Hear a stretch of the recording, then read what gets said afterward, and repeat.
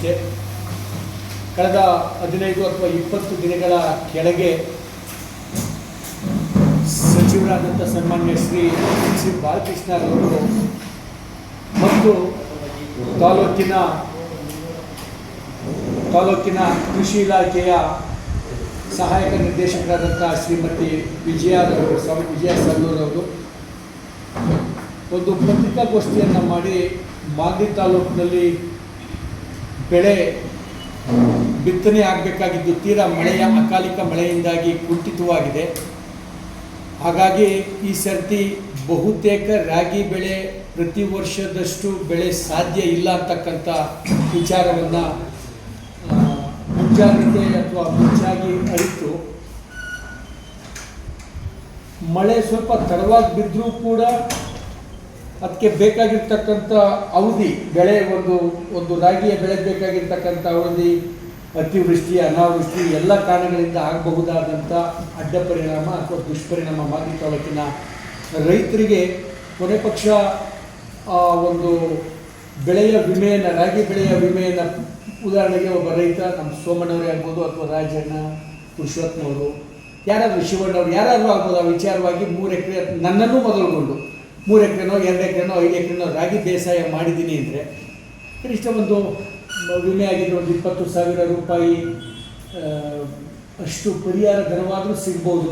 ರೈತರು ಈ ಸಂದರ್ಭದಲ್ಲಿ ಎಚ್ಚೆತ್ತುಕೊಂಡ್ರೆ ಅಂಥ ಒಂದು ಕೆಟ್ಟ ಪರಿಸ್ಥಿತಿಯನ್ನು ಎದುರಿಸಲಿಕ್ಕೆ ಸಾಧ್ಯವಾಗ್ತದೆ. ಆರ್ಥಿಕವಾಗಿ ಸ್ವಲ್ಪ ಮಟ್ಟಕ್ಕಾದ್ರೂ ನಾವು ಮಳೆ ಈ ಭಗವಂತ ಈ ಪ್ರಕೃತಿ ಕೊಟ್ಟಿರ್ತಕ್ಕಂಥದ್ದನ್ನು ನಾವು ಬೇರೆ ಇನ್ಯಾವುದರಿಂದನೂ ಸರಿದೂಗಿಸೋಕ್ಕಾಗೋದಿಲ್ಲ. ಆದರೂ ಏನೂ ಇಲ್ಲ ಅನ್ನೋಂಥ ಸಂದರ್ಭಕ್ಕೆ ಅಥವಾ ಚಿನ್ನದ ಬೆಳೆ ಬೇಕು ಅಂತ ವಹಿಸಿದಾಗ ಚಿನ್ನದ ಬೆಳೆ ಇಲ್ಲ, ಕೊನೆಗೆ ಕಬ್ಬಿಣದ ಬೆಳೆನಾದರೂ ಲೇಸು ಕೈಗೆ ಏನಂತ ವಿಚಾರಕ್ಕೆ ಹೋದಾಗ ಸ್ವಲ್ಪ ಮಟ್ಟಕ್ಕೆ ಅವತ್ತಿಗೆ ತಹಬಲಿಗೆ ತರ್ತಕ್ಕಂಥ ರೀತಿಲಿ ಬಾಲಣ್ಣವರು ಕೊನೆಗೆ ರೈತ 1 ಎಕರೆ ರಾಗಿ ಬೆಳೆ ಬೆಳೀತಾ ಇರ್ತಕ್ಕಂಥ ಜಮೀನಿನ ರೈತ ಆತ 200 ರೂಪಾಯಿ ಆತನ ಸ್ವಂತ ದುಡ್ಡನ್ನು ಕಟ್ಟಲಿ, ಆತನ ಜೊತೆಗೆ ನಾನು ಕೂಡ ಮ್ಯಾಚಿಂಗ್ ಅಮೌಂಟ್ ಆಗಿ ನಾನು 200 ರೂಪಾಯಿನ ಪ್ರತಿ ಕೃಷಿ ಇಲಾಖೆಯವರ ಪ್ರಕಾರ 34,000 ರೈತಾಪಿ 33ರಿಂದ 34,000 ರೈತಾಪಿ ಕುಟುಂಬದ ರಿಜಿಸ್ಟ್ರೇಷನ್ ಇರ್ತಕ್ಕಂಥದ್ದು.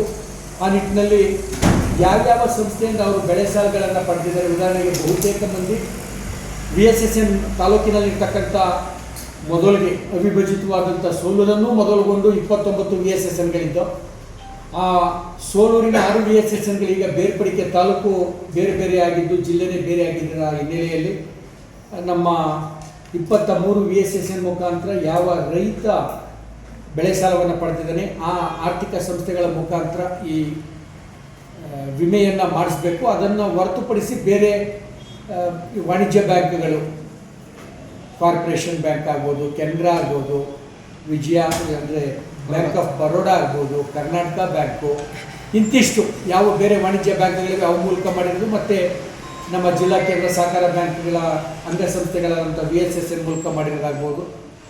ಇವರು ಎಷ್ಟು ಜನ ರೈತರು ಮುಂದೆ ಬಂದು ಅವರು 1 ಎಕರೆ ರಾಗಿಗೆ 200 ರೂಪಾಯಿಯನ್ನು 400 ರೂಪಾಯಿ 1 ಎಕರೆಗೆ ಬೆಳೆ ವಿಮೆ ಮಾಡಿಸ್ಲಿಕ್ಕೆ ಅದರೊಳಗೆ 200 ರೂಪಾಯಿ ರೈತ 200 ರೂಪಾಯಿ ಬಾಲಕೃಷ್ಣ ಅವರು ಅಂತಕ್ಕಂಥ ವಿಚಾರದಲ್ಲಿ ಈಗ 9ರಿಂದ 10,000 ರೈತರು ಈ ಹಣವನ್ನು ಪಾವತಿ ಮಾಡಿರ್ತಕ್ಕಂಥದ್ದು.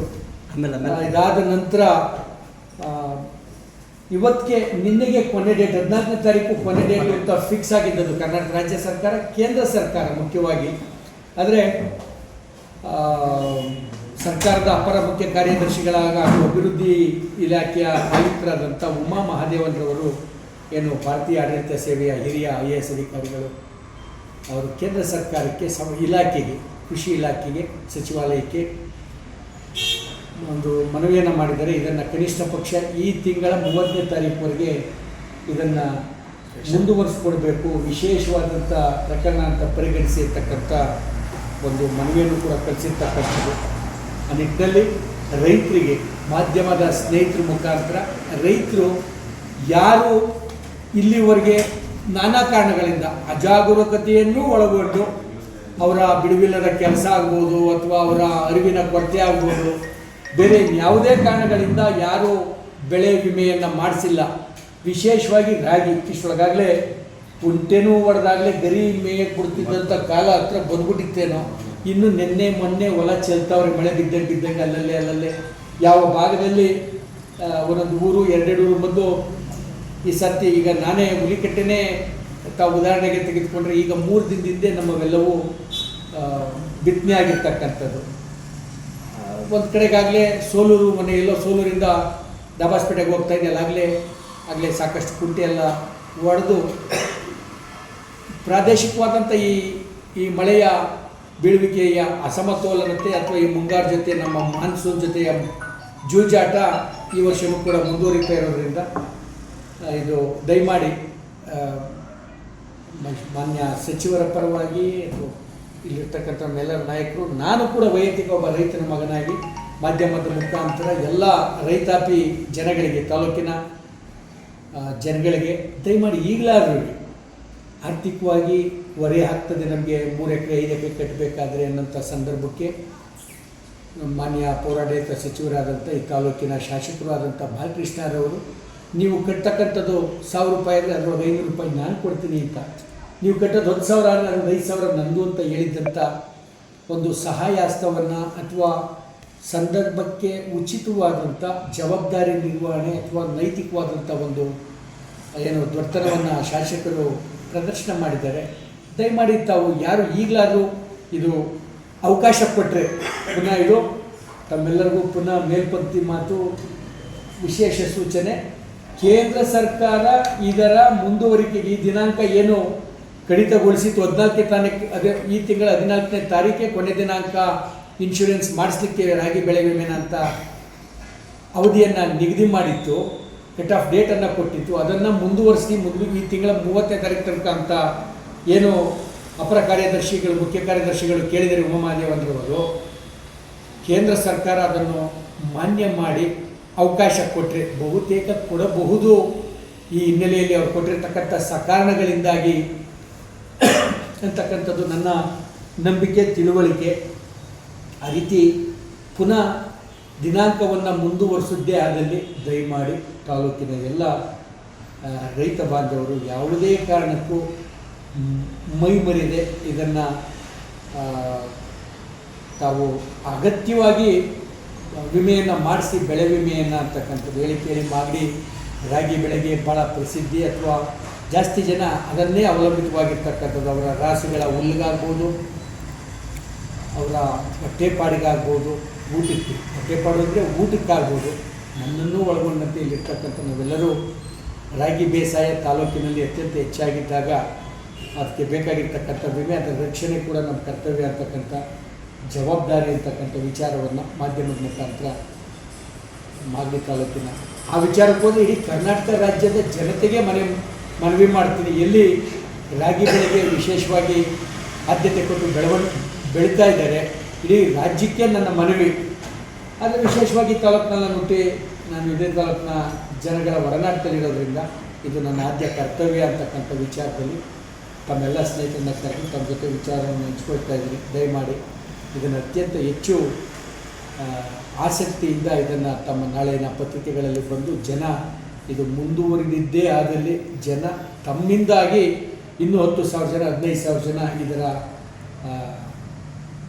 ವಿಮೆ ಮಾಡಿಸ್ತಕ್ಕಂಥ ಗುಂಪಿನ ಸೇರ್ಪಡಿಕೆ ಆಗಲಿ ಅಂತಕ್ಕಂಥದ್ದು ನನ್ನ ಅಭಿಲಾಷೆ. ಸರ್, ಈಗ ಎಷ್ಟು ಜನ ವಿಮೆ ಮಾಡಿಸಿದ್ದಾರೆ ಸರ್? ಈಗ 10,300 ಚಿಲ್ಲರೆ, ಈಗ 9,326 ವಿಮೆ ಆಲ್ರೆಡಿ ಆಗಿ ಅಪ್ಲೋಡು ಪ್ರತಿಯೊಂದು ಆಗಿರೋಂಥದ್ದು.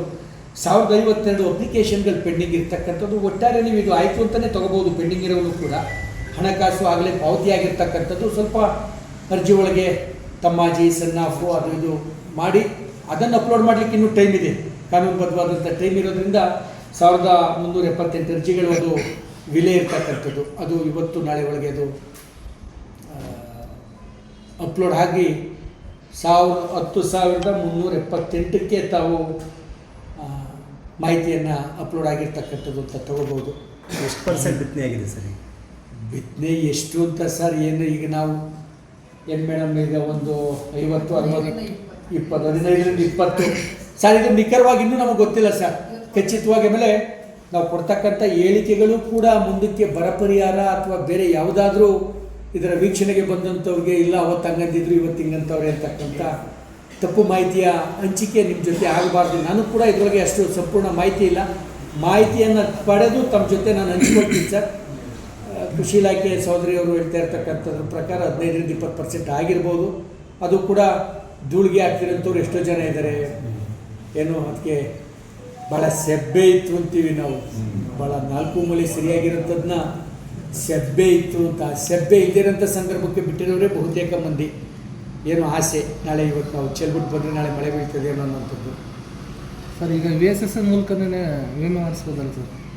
VSSN ಮೂಲಕನೇ ಮಾಡ್ತಾ ಇರ್ತಕ್ಕಂಥ, ಅಂದರೆ ಯಾವ ವ್ಯಕ್ತಿ ಯಾವ ಆರ್ಥಿಕ ಸಂಸ್ಥೆಯ ಮುಖಾಂತರ ಆತನ ಜಮೀನನ್ನು ಅಡಮಾನ ಮಾಡಿ ಸಾಲವನ್ನು ಪಡೆದಿರ್ತಾರೆ, ಬೆಳೆ ಸಾಲವನ್ನು, ಅದ್ರ ಮುಖಾಂತರನೇ ಆತ ಈ ವಿಮಾ ಸಂಸ್ಥೆಗೆ ತಿಳ್ಕಾಕಬೇಕು, ಆತನ ಜೋಡಣೆ ಆಗಬೇಕು ಅಂತಕ್ಕಂಥ ನಿರ್ದೇಶನ ಇರೋದ್ರಿಂದ ಯಾರ್ಯಾರು ಎಲ್ಲೆಲ್ಲಿ ಮಾಡಿಸಿದ್ದಾರೆ ತಾವು ಜುಟ್ನಳ್ಳಿ VSSN ನೀವೇನಾದ್ರು ಸಾಲ ತೊಗೊಂಡಿದ್ರೆ ಅದರಿಂದ ಆಗಬೇಕು. ಇಲ್ಲ ಅಂತ ಅಂದರೆ ನೀವೇನಾದರೂ ಬೇರೆ ಇಲ್ಲ ಪಾಲು ಕೊಡ್ತಕ್ಕಂಥದ್ದು, ನಮಗೆ 2 ಲಕ್ಷದೊಳಗೆ ಸಾಲಲ್ಲ, ಬೇರೆ ವಾಣಿಜ್ಯ ಬ್ಯಾಂಕ್ಗಳು 5-6 ಲಕ್ಷ, ಸ್ವಲ್ಪ ಬಡ್ಡಿ ದರ ಜಾಸ್ತಿ ಆದರೂ 5-10 ಲಕ್ಷವರೆಗೆ ಕೊಟ್ಟಿರ್ತಾರೆ ಅಂತ ಯಾರು ತೊಗೊಂಡಿದ್ರಿ ಅಂಥವ್ರದ್ದು ವಾಣಿಜ್ಯ ಬ್ಯಾಂಕ್ಗಳಲ್ಲಿ ಆಗಬೇಕು. ಎಲ್ಲೆಲ್ಲಿ ಪಡೆದಿದ್ರಿ ಅಲ್ಲಲ್ಲೇ ಆಗಬೇಕು ಅಂತಕ್ಕಂಥದ್ದು ನಿರ್ದೇಶನ. ಹಾಗಾಗಿ ಆಯಾಯ ಆರ್ಥಿಕ ಸಂಸ್ಥೆಗಳ ಮುಖಾಂತರ ಆಗ್ತಾ ಇರುತ್ತೆ. ಸರ್, ಜಾಗೃತಿ ಮೂಡಿಸಿದ್ರು ಕೂಡ ಯಾಕೆ ಮುಂದೆ ಬರ್ತಾ ಇಲ್ಲ ರೈತರುಗಳು? ಕಾರಣ ಏನು? ನಾನು ಸ್ಟಾರ್ಟಿಂಗೇ ಹೇಳ್ಬಿಟ್ಟೆ, ಅಜಾಗರೂಕತೆಯನ್ನು ಒಳಗೊಂಡಂತೆ ಅವ್ರಿಗಿರ್ತಕ್ಕಂಥ ಅರಿವಿನ ಕೊರತೆ, ಬೇರೆ ಇನ್ಯಾವುದೇ ಮೂಲಗಳಿಂದ ಆಗಿರ್ತಕ್ಕಂಥ ಎಡವಟ್ಟು ಅಥವಾ ಕೈ ಜಾರಿ ಹೋಗಿರ್ತಕ್ಕಂಥದ್ದು ಏನಾದರೂ ರಾಜ್ಯ ಸರ್ಕಾರದ ಪ್ರಯತ್ನದ ಫಲವಾಗಿ ಕೇಂದ್ರ ಸರ್ಕಾರ ಈ ಮನವಿಯನ್ನು ಪುರಸ್ಕರಿಸಿ ಇನ್ನೂ 10-15 ದಿನಗಳ ಕಾಲ 12 ದಿನಗಳ ಕಾಲ ಇದನ್ನು ಅವಧಿಯನ್ನು ಮುಂದುವರಿಸಿದ್ದೇ ಆದಲ್ಲಿ ಈಗಲಾದರೂ ಕೈ ಬಿಟ್ಟಿರ್ತಕ್ಕಂಥ ಗೊತ್ತಿಲ್ಲದೆ ಇರ್ತಕ್ಕಂಥವ್ರಿಗೆ ಯಾರಿಗೆ ಅರಿವಿಗೆ ಬರ್ತದೆ ಬೇಗ ತಾವು ಒಬ್ಬರಿಂದ ಒಬ್ಬರಿಗೆ ಬಾಯಿ ಮುಖಾಂತರ ಆಗಬೇಕಾಗಿರ್ತಕ್ಕಂಥ ಪ್ರಚಾರ ಇದು. ಊರಿನಲ್ಲಿ ಎಷ್ಟೋ ಜನಕ್ಕೆ ಪಕ್ಕನೇ ಇರ್ತೀವಿ, ನಾವು ಕಟ್ಟಿರ್ತೀವಿ, ನನ್ನ ಪಕ್ಕ ಕೂತಿರೋರು ಬೆಳಗ್ಗೆ ನನ್ನ ಜೊತೆನೇ ಅರಳಿ ಕಟ್ಟೆ ಮೇಲೆ ಕೂತ್ಕೊಂಡು ನನ್ನ ಜೊತೆನೇ ಟೀ ಕುಡಿತಕ್ಕಂಥವ್ರು ಕೂಡ ಕಟ್ಟಿರಲ್ಲ. ಅಂಥವ್ನಿಗೆ ಮನವಿ, ಗೊತ್ತಿರ್ತಕ್ಕಂಥ ಅರಿವು ಇರ್ತಕ್ಕಂಥವ್ರು, ಗೊತ್ತಿಲ್ಲದೆ ಇರೋಂಥವ್ರಿಗೆ ಇದನ್ನು ಪ್ರತಿ ಗ್ರಾಮದಲ್ಲಿ ಇದ್ರದ್ದು ಬಾಯಿಂದ ಬಾಯಿಗೆ ತಾವು ಮಾಡಿದ್ರೆ ಆ ಕುಟುಂಬಕ್ಕೆ ತಾವು ಮಾಡ್ತಕ್ಕಂಥ ದೊಡ್ಡ ಸಹಾಯ ಅಂತಕ್ಕಂಥ ವಿಚಾರ ಅನಿಸ್ತದೆ. ಸರ್ ಈಗ ಸಂಸದರು ಕೂಡ ಒತ್ತಡ ಇರ್ಬೋದಲ್ಲ ಸರ್, ಸಂಸದರು ಕೇಂದ್ರಕ್ಕೆ? ಸರ್ ಈಗ ನಾನೇನಾದ್ರು ಹೇಳಿದ್ರೆ ರಾಜಕಾರಣ ಆಗ್ಬೋದು. ನಾನಿವಾಗ ರಾಜಕಾರಣದ ವಿಚಾರ, ಜವಾಬ್ದಾರಿ ಇದೆಯಲ್ಲ ಸರ್ ಸಂಸದರು? ಇದು ಒಬ್ಬರು ಜವಾಬ್ದಾರಿ ಅಲ್ಲ, ಎಲ್ಲ ಜನಪ್ರತಿನಿಧಿಗಳ ಆದ್ಯ ಕರ್ತವ್ಯ ಇದು.